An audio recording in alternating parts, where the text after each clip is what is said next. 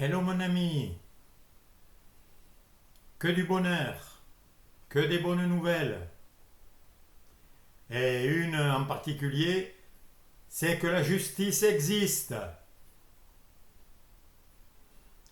et que tout est juste sur cette planète, sur tout ce qui se passe. Ah, c'est peut-être pas ce que tu penses, hein. Tu vois de l'injustice à l'extérieur, tu te crois maltraité, injustement traité, tu crois en l'injustice. Mais moi je te dis que la loi du karma, c'est-à-dire la loi de cause à effet, ou une autre manière de le dire, ce que tu sèmes, tu le récoltes, est une loi inviolable, parfaite, permanente. Alors, tu vois, j'ai appris, par exemple, que l'armée américaine, depuis, je sais pas, depuis des années, elle a eu plus de suicides que tous les morts du Vietnam et de la Corée, et de la Corée, de la guerre de Corée.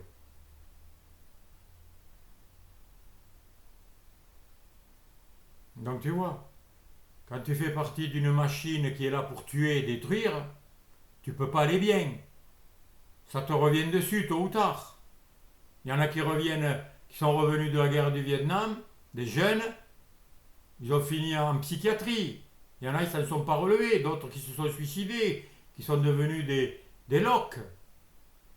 Je m'en réjouis pas.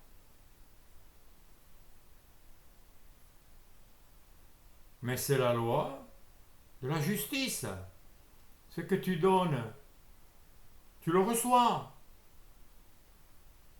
Alors je te dis pas ça pour que tu sois heureux au niveau mondial ou au niveau de la société française, mais c'est pour toi aussi et pour moi.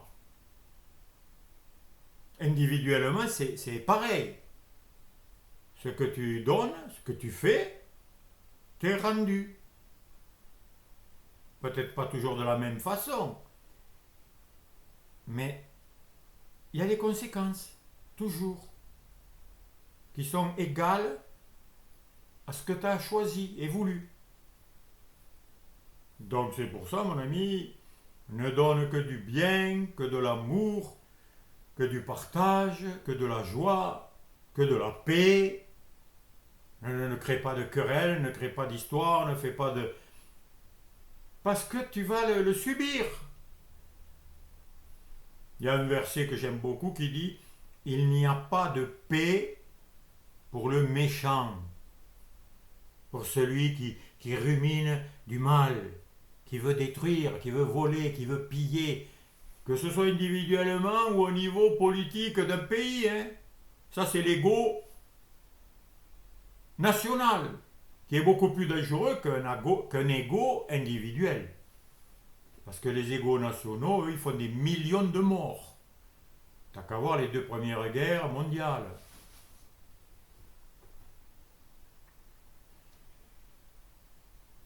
Et donc tout est parfait. Et moi je sème que du bon, que du bien. Et je suis heureux. Et je suis en paix. Parce que je procure la paix où je suis, puisque je l'ai en moi. Et je la veux en moi et je la veux à l'extérieur. Mais aujourd'hui je vais te parler d'un sujet qui, en conduisant ma voiture, m'a fait prendre conscience de choses toujours plus claires que je sais et que tu sais certainement, mais je fais que les répéter pour qu'elles soient de plus en plus claires et que tu puisses le vivre, le pratiquer. Qui pilote ton avion, mon ami? Si c'est pas toi, il risque de s'écraser. Et quand je dis avion, bien sûr, c'est une métaphore. C'est ton corps, ton véhicule, qui est. beaucoup plus sophistiqué, magnifique, parfait, doté de capacités beaucoup plus grands que le plus grand Airbus, que le que Air Force One, que tout ce que les hommes ont fabriqué. Hein. Alors qui c'est qui le pilote? C'est toi ou tes émotions? C'est toi ou les autres? C'est toi qui le pilote ou c'est ton compagnon ou ta compagne? Ou alors c'est ton corps qui te commande? C'est le véhicule qui commande le pilote?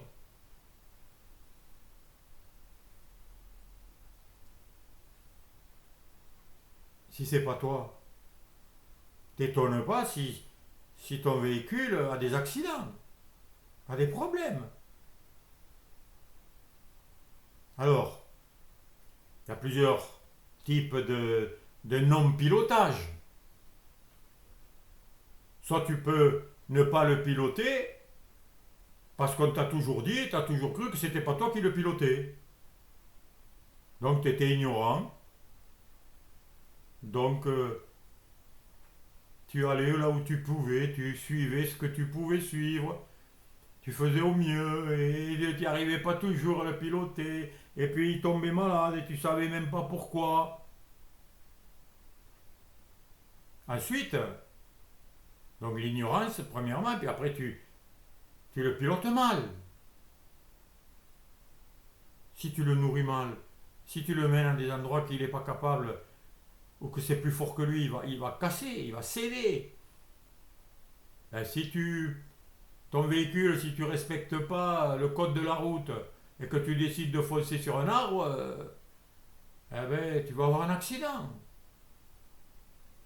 Si tu es distrait, tu ne regardes pas, le véhicule il continue sa route. Tu ne sais pas où il va.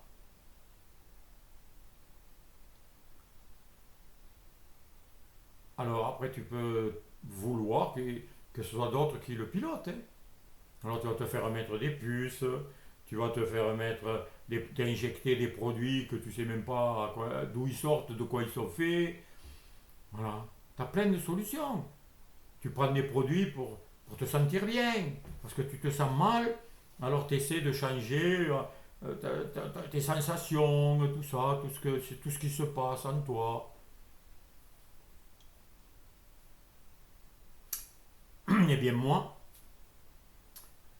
je fais ces vidéos pour partager ce que je vis, ce que j'expérimente, ce que j'apprends, ce que j'ai appris et que je continue d'apprendre. C'est que tu es le pilote, mon ami. Et tu l'as toujours été. C'est pas le corps qui te pilote, c'est toi. Toujours. Même si tu l'ignorais. Même si tu l'ignores encore aujourd'hui. Hein.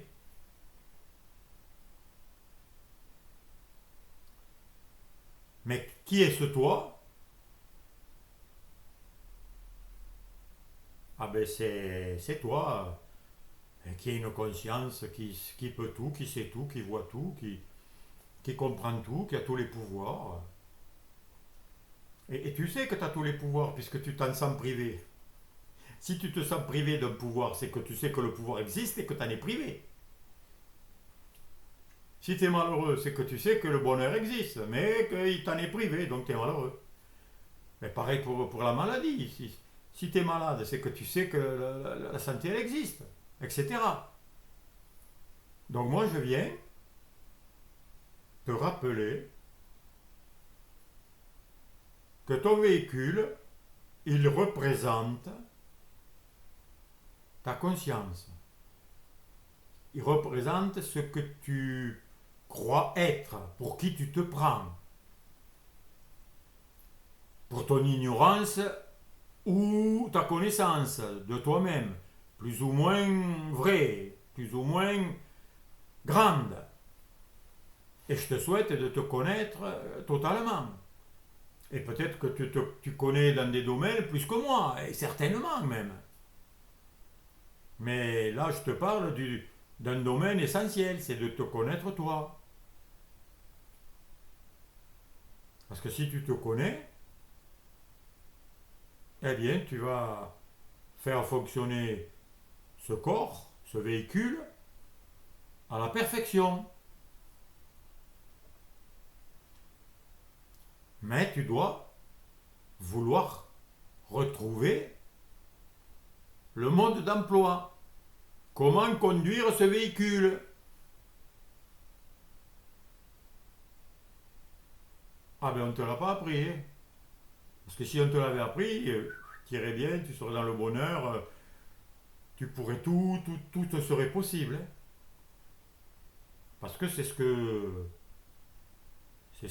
tu devrais vouloir atteindre, aspirer, avoir soif de cette réalité, de qui tu es.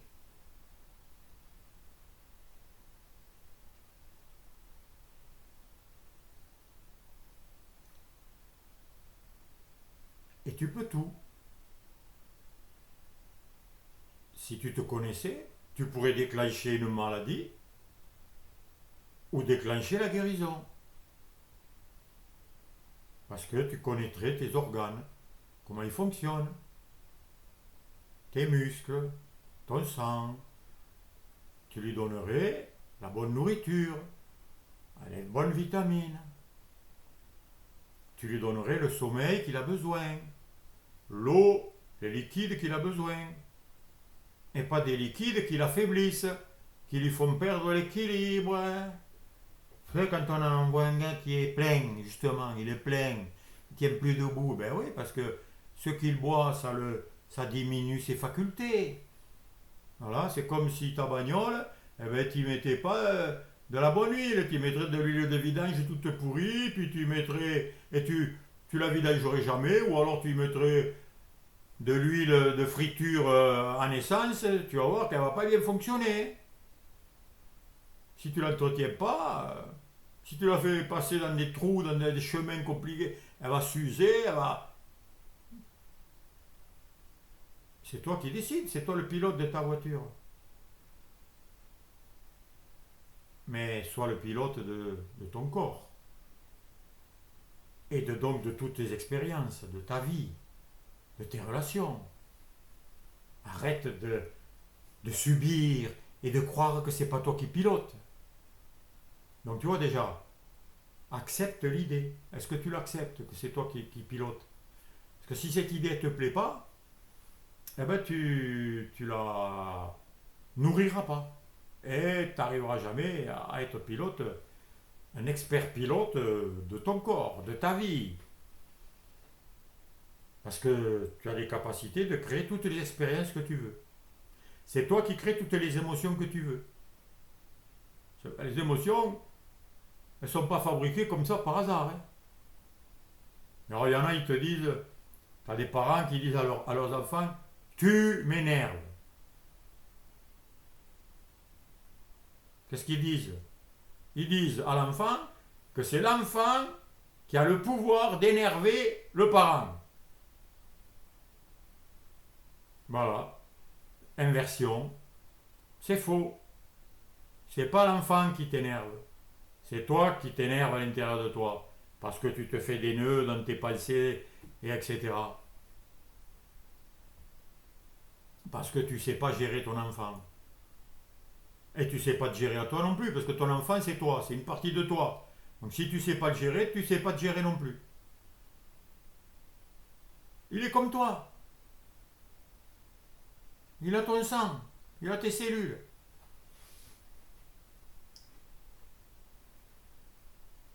Donc tu vois, c'est toi qui crée toutes les émotions.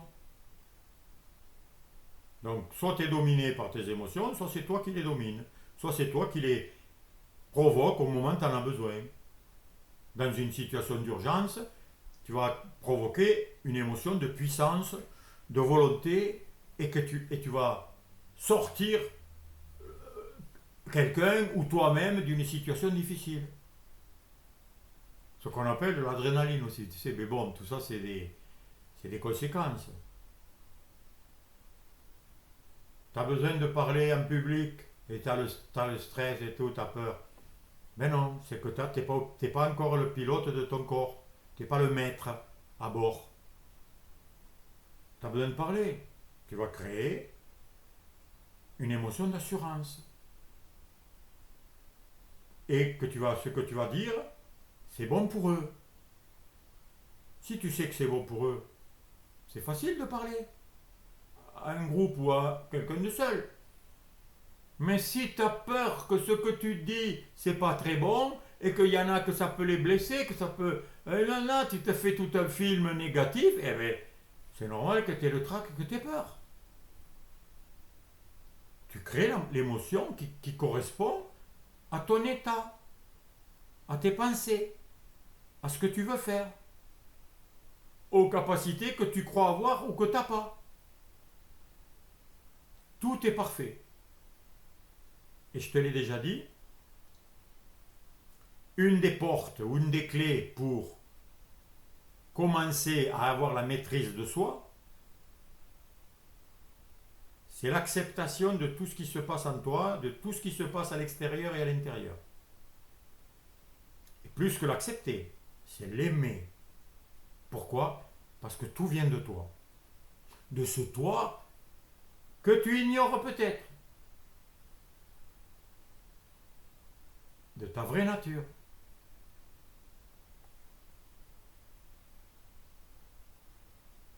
Parce que depuis que tu es tout petit, tu as toujours refusé tes émotions, ce qui t'arrivait, les injustices qu'on te faisait.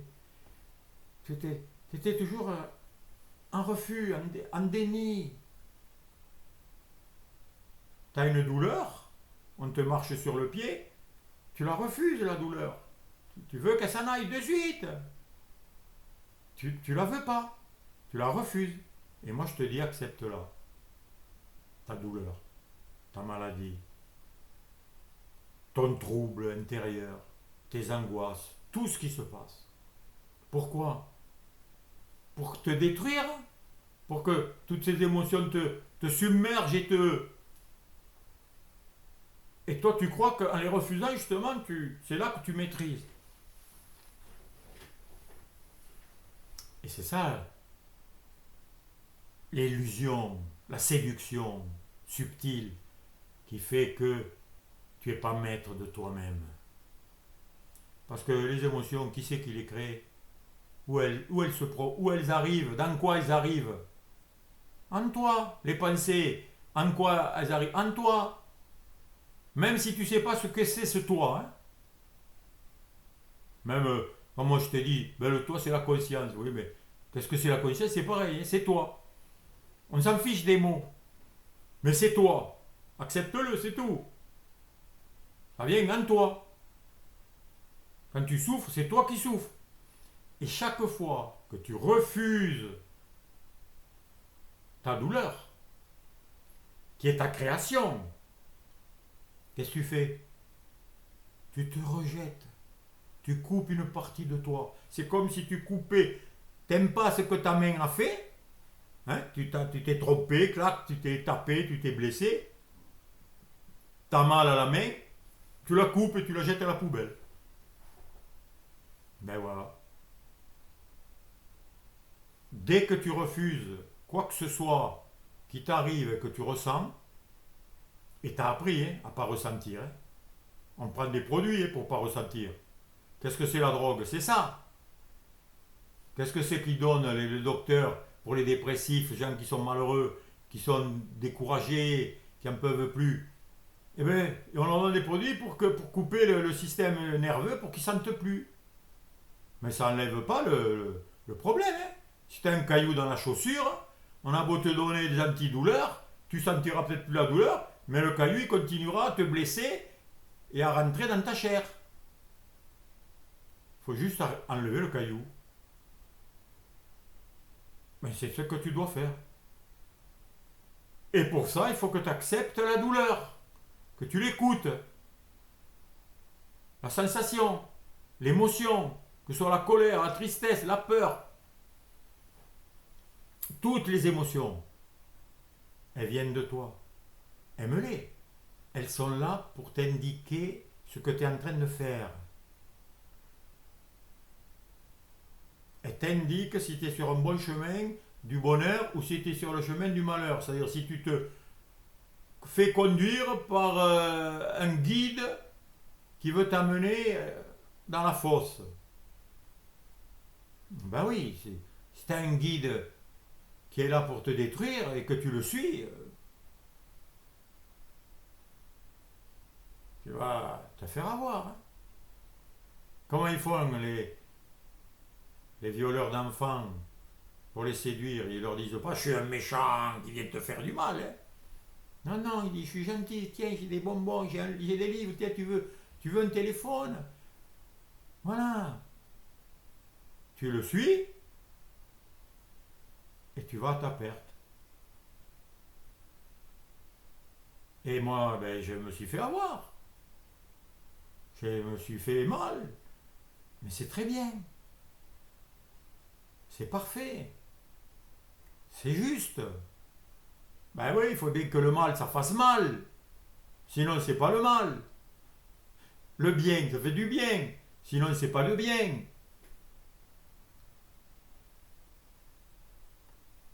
Et c'est grâce à tout ça que tu te connais. Et quand tu te connais, tu pilotes correctement ton corps, déjà. Parce que si tu n'arrives pas à piloter déjà ton propre corps, comment vas-tu piloter l'extérieur après? Comment vas-tu piloter l'univers? Parce que c'est ça le but. Hein. Tu dois tout maîtriser, tout contrôler. Par amour. Hein. C'est de l'amour tout ça. C'est ce pouvoir d'amour. Hein, parce que quand tu acceptes ton émotion, tu l'aimes. Alors quand tu la rejettes, tu la détestes, tu la refuses. Pareil quand tu refuses ton nez, ou ton ventre qui est gros ou maigre. Si tu le rejettes, tu te rejettes. C'est ça qu'il faut juste comprendre. Mais c'est difficile parce que tu as été habitué à refuser toujours ce qui se passait en toi. Tu ne voulais pas aller voir que c'était toi qui fabriquais tout. Tu ne veux pas prendre responsabilité de ce qui se passe dans ton corps, dans ta vie, dans ton âme, dans ta conscience, dans ton esprit. Mets les mots que tu veux. Mais vas-y voir, observe. Et ce petit courage qui n'est pas très fort finalement puisque c'est toi. Regarde au fond de toi. Va voir les monstres qui sont cachés. Ils n'ont que le pouvoir que tu leur as donné. Parce que je te l'ai dit, tu es déjà le maître de tout. Mais tu t'es fait tromper et tu as cru que tu l'étais pas. Mais tu l'es quand même. Tu l'es depuis toujours. Ce que tu es, tu l'es. Si tu es originaire d'un Dieu puissant et magnifique, amour, sage et aux possibilités d'infini, et que toi tu viens de lui, t'es ça comme lui.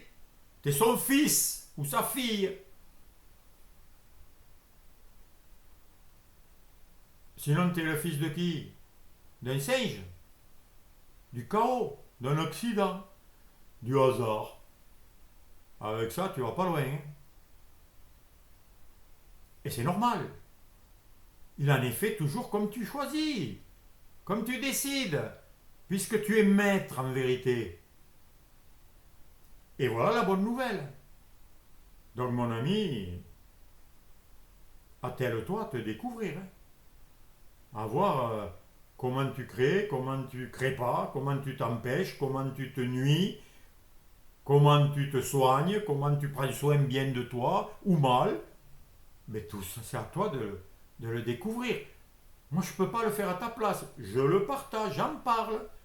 Et dans toutes mes vidéos, je prends un point précis où j'essaie de te donner des clartés pour que tu vérifies chez toi. Et si tu te connais totalement, ben, moi, mon modèle le plus parfait pour moi, qui a marché sur cette terre, ben, c'est le Christ, Jésus. Et après les écrits, bien sûr. J'ai que les écrits. Mais pourquoi ils ont écrit? Parce que c'était exceptionnel. Maîtriser les tempêtes, le vent. Tu maîtrises la matière.